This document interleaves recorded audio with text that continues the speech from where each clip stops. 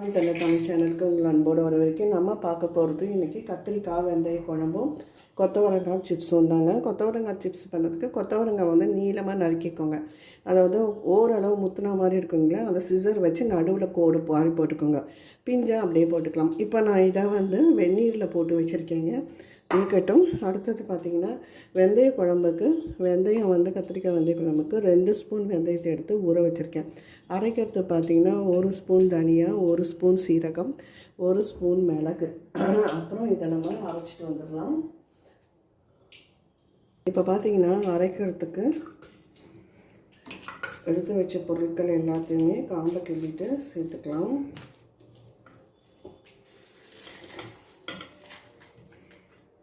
இதோட தக்காளி 3 சாம்பார் வெங்காயம், 4 சாம்பார் வெங்காயம் போட்டு அரைச்சி ஒரு பல் பூண்டியை சேர்த்து அரைச்சி எடுத்துகிட்டு வந்துடுவாங்க. அரைக்கிறதோட 1 ஸ்பூன் வெந்தயத்தை மட்டும் சேர்த்துக்கோங்க. 1 ஸ்பூன் வெந்தயம் தாளிக்கிறதுக்கு. இப்போ பார்த்திங்கன்னா ஒரு மண்சட்டியில் எண்ணெய் விட்டுருக்குங்க, நல்லெண்ணெய். இதில் பார்த்திங்கன்னா கடுகு, சீரகம்,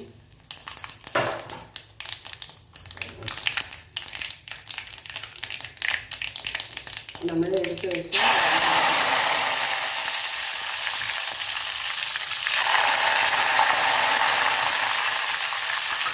வெங்காயம், இதோட தட்டி வைக்க பூண்டு, கருவேப்பிலை.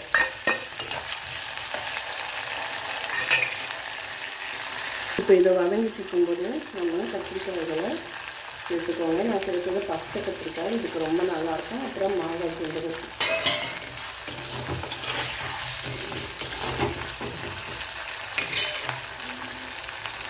அது அப்படியே கத்திரிக்காய் வெந்துட்டு இருக்கட்டுங்க. இப்போ கொத்தவரங்காயில் 1 ஸ்பூன் கான் மாவு, 1 ஸ்பூன் பச்சரிசி, 1/2 ஸ்பூன் தனி மிளகாய்த்தூள், உப்பு சேர்த்துருக்கேங்க. இதை கொஞ்சம் நேரம் ஊற வச்சு தயிர் வேணுன்னா சேர்த்துக்கோங்க. நல்லாயிருக்கும். ஈவினிங் ஸ்நாக்ஸாக கூட இது சாப்பிட்றதுக்கு ரொம்ப அருமையாக இருக்கும். இது அப்படியே ஊறட்டும். எண்ணெய் காய வச்சு நம்ம பொரிச்சு எடுத்துடலாம். இப்போ நான் இங்கே புளி தண்ணி சேர்த்துருக்கேன். அதில் வந்து நம்ம அரைச்ச இந்த இது சேர்த்துக்கலாம்.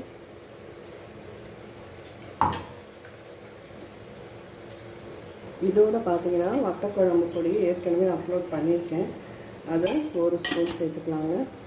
இப்போ பாருங்கள், கத்திரிக்காய் நல்லா அரை வச்சாலாம் வெந்து வந்தாச்சு. இப்போ இந்த ஸ்டேஜில் நம்ம கரைச்சி வச்சுருக்கோங்களா, இதை உப்பு, மஞ்சத்தூள், அரைச்ச இந்த மிளகாப்பொடி எதுவும் தனியாக சேர்க்க வேண்டாம்.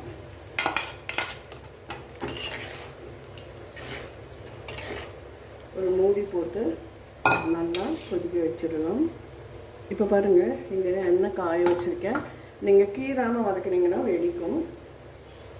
இப்போது இதில் போட்டுடலாம்.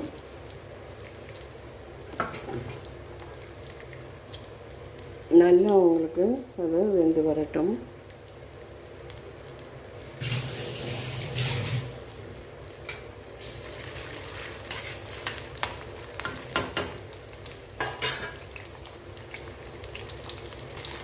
பாருங்கள் வெந்துடும். ஏன்னா நம்ம வெந்நீரில் போட்டு எடுத்துருக்கோம்.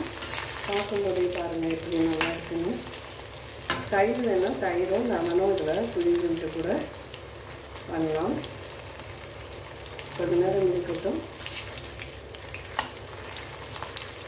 இலசாக இருந்ததுன்னு வச்சுக்கோங்க, நல்லா கொதிக்க வெந்நீரில் போட்டு எடுத்துட்டு அதுக்கப்புறம் போடுங்க.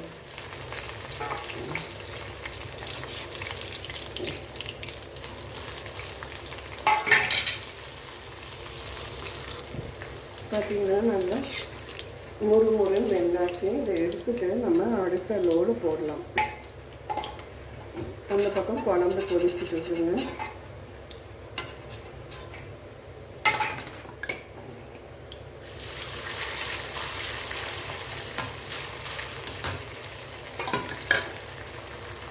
இந்த பக்கம் பார்த்திங்கன்னா குழம்பு நல்லா கொதிச்சுட்டு இருக்கு. எண்ணெய் பிரிஞ்சு வர வரைக்கும் நம்ம கொதிக்க விடலாம்.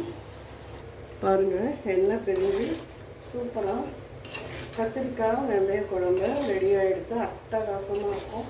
நீங்கள் இதை சாதத்துக்கு எல்லாத்துக்குமே நீங்கள் இதை பயன்படுத்திக்கணும். நல்ல முட்டையாக கத்திரிக்காய், மாங்காய், பூண்டு, வெங்காயம், வெந்தயம். இப்போ நம்ம இதில் கருவேப்பிலை சேர்த்துக்கலாம்.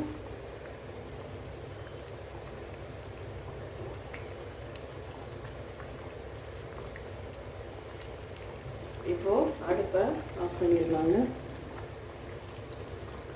அருமையான கத்திரிக்காய் வெந்தய குழம்பும் கொத்தவரங்காய் சிப்ஸும் உங்களுக்கு ரெடி ஆகிடுது உங்களுக்கு மதிய உணவுக்கு. கண்டிப்பாக இந்த வீடியோ பிடிச்சிருந்தா லைக் பண்ணுங்கள், ஷேர் பண்ணுங்கள், சப்ஸ்கிரைப் பண்ணுங்கள், கமெண்ட் பண்ணுங்கள். நன்றி. காரசாரமான புளிப்பான கத்திரிக்காய் உடலுக்கு நன்மை பயக்கும் கத்திரிக்காய் வெந்தய குழம்பு.